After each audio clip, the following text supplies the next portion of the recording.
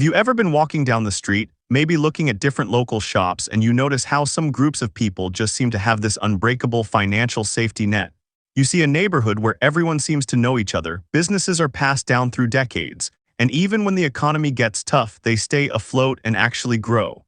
It makes you wonder what goes on behind closed doors. How do Jewish community consistently build such immense multi-generational wealth? It isn't some secretive magic trick or a stroke of luck. It comes down to a very specific, deeply ingrained mindset about money, community, and value that gets taught from a very young age. Rule number 1, it's all about how you actually view business itself. A lot of us grow up hearing that wanting to be rich is greedy, or that making a massive profit means you took advantage of someone. The Jewish approach completely deletes that guilt.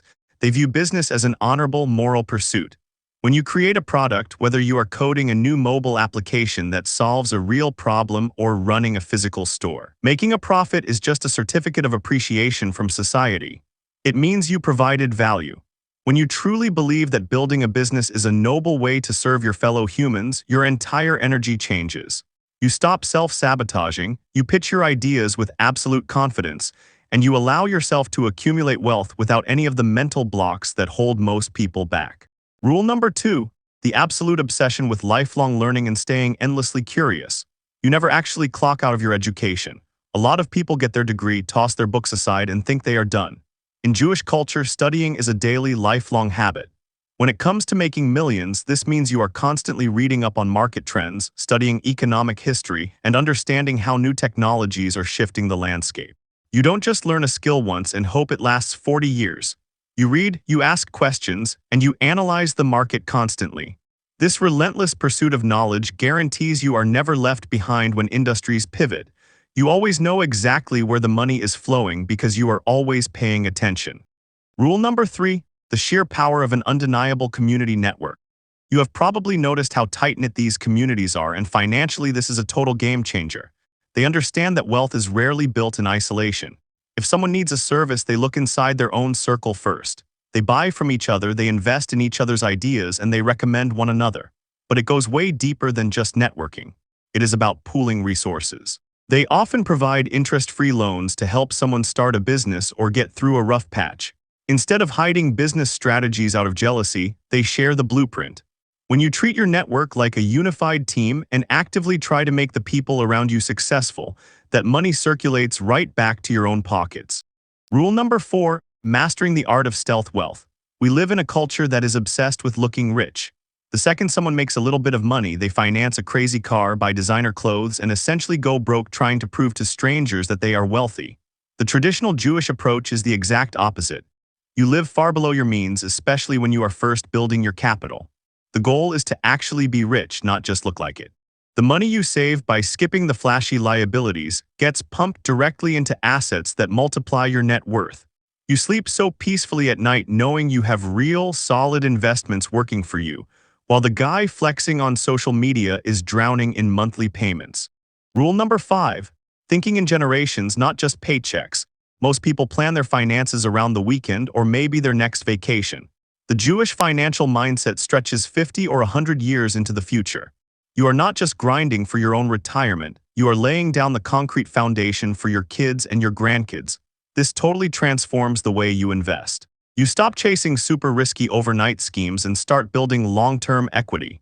You buy real estate, you build businesses that can be inherited, and you plant trees knowing you might never sit in their shade. This removes the frantic anxiety from your daily work. You make much calmer, smarter decisions because you are playing the ultimate long game. Rule number 6, the concept of giving, which sounds crazy when you are trying to hoard millions, but it is actually the secret engine of wealth. The concept is called tzedakah, which essentially means giving a portion of your income, usually around 10% to charity or to those in need. Here is why this is a financial superpower. When you force yourself to give money away, it completely destroys the scarcity mindset.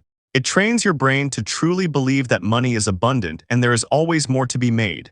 It completely removes the fear of going broke. On top of that, it keeps you grounded and deeply connected to your community. When you are known as someone who gives and builds others up, the universe and the market has a funny way of sending massive opportunities right back to your doorstep. Rule number 7, making the permanent leap from a worker mindset to an owner mindset. Trading your time for paycheck is a starting point, but the Jewish financial philosophy heavily prioritizes owning the actual means of production.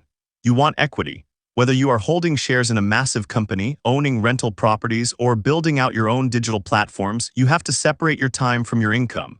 If you only get paid when you are physically working, your wealth has a hard ceiling. But when you build or acquire assets, those assets work for you 24 hours a day. The ultimate goal is to get your money out there working just as hard as you do, multiplying itself while you sleep. The last rule, embracing what they call chutzpah. This is basically a healthy, fearless dose of audacity. You never just accept the first offer on the table. You never look at a financial statement and just take it at face value. You ask the hard questions, you debate, and you negotiate relentlessly. In their culture, questioning things and debating ideas is how you arrive at the truth. In the business world, if you are too shy to ask for a better price or too polite to point out a bad clause in a contract, you are going to lose millions over your lifetime. Having the chutzpah to stand your ground, challenge the standard way of doing things, and ask for exactly what you deserve is the absolute key. When you combine that bold audacity with the patience, the community, and the knowledge, building massive wealth just becomes an inevitable reality. So, it's not about being Jew and kissing the wall to get rich. It's about simple financial strategies, networking, and executing the ideas without any fear.